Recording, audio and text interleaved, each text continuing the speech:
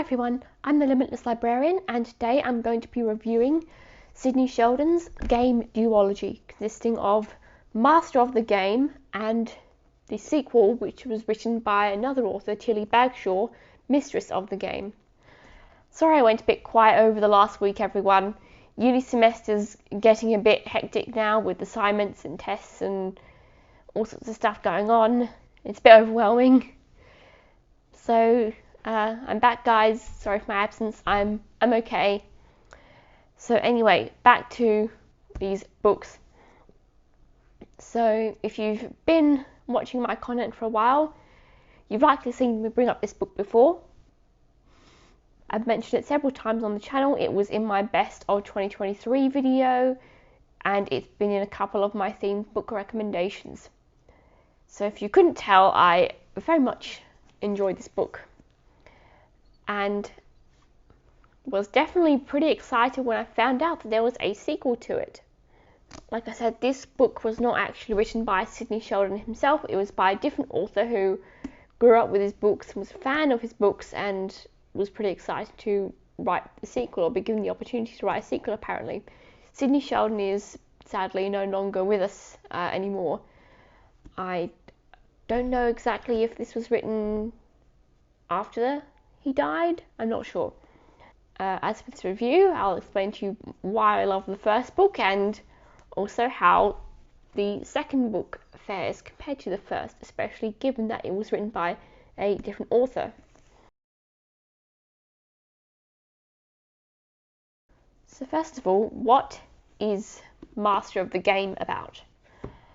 So the first book, Master of the Game, covers several generations of this family, and essentially we start with the founder of this great corporate dynasty, Jamie McGregor, and we start off in the early 20th century. Jamie McGregor lived in Scotland, and then he went to South Africa to seek fortunes on the gold fields. And through a series of events, he managed to make a fortune, and he started a company named Kruger Brent. And then he had a daughter named Kate, and she essentially becomes the matriarch of the family and orchestrates the lives of the following generations that we see throughout the rest of this book. Kate grows the company to enormous proportions, and it's basically her entire life. Her children and subsequent successors exist solely to continue on the family legacy and grow the company even more. And so she manipulates events throughout all of those successive generations behind the scenes to achieve that vision.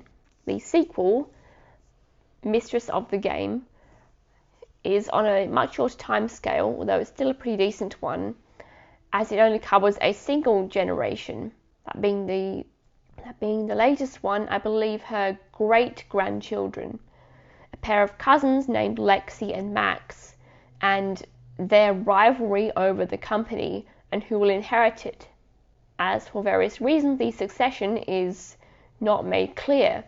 And so the whole of this book basically follows their entire lives and their back and forth over who will control the company, along with a mysterious third party who is a distant relative of theirs, and who through one coincidence or another also ends up entangled in all of this.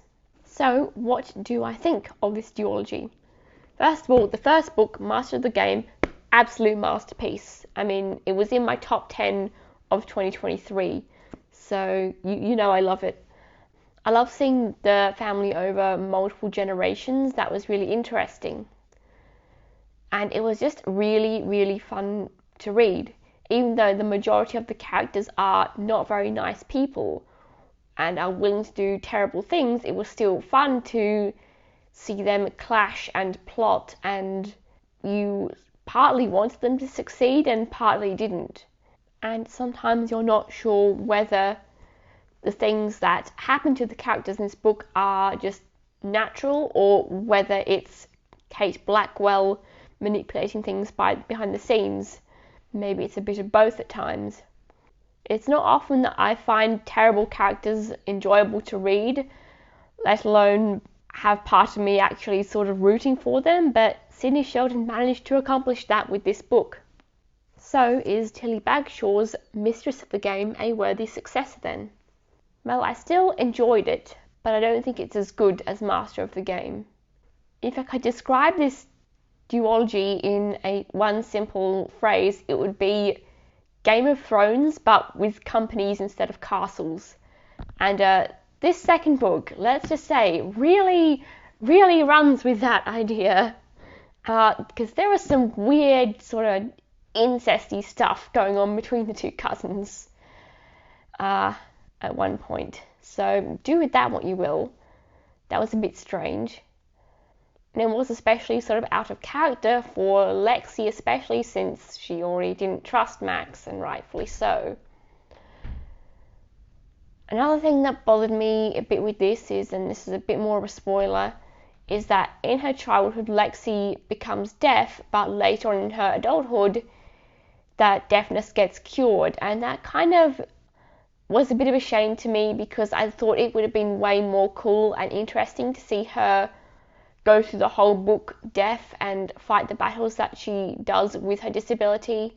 You know, being disabled myself, though being vision impaired instead of hearing impaired. So I don't know.